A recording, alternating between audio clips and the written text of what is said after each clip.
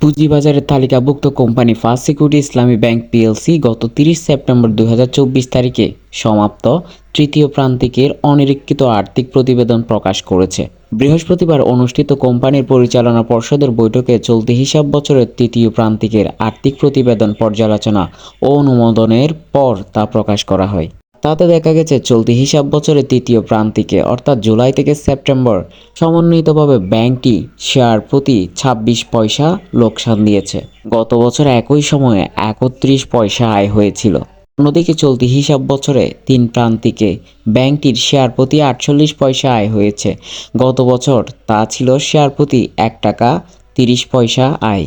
গত সরকার পতনের আন্দোলন থেকে বর্তমান সময় পর্যন্ত যে কয়টি ব্যাংক চরম তারল্য সংকটে ভুগতেছে তার মধ্যে অন্যতম হলো ফার্স্ট সিকিউরিটি ইসলামী ব্যাংক। এই ব্যাংক থেকে সাম্প্রতিক সময়ে গ্রাহকদের অতিমাত্রায় টাকা উত্তোলন এবং বিনিয়োগ কম হওয়ায় মূলত তৃতীয় প্রান্তিকে লোকসানের চিত্র ফুটে উঠেছে।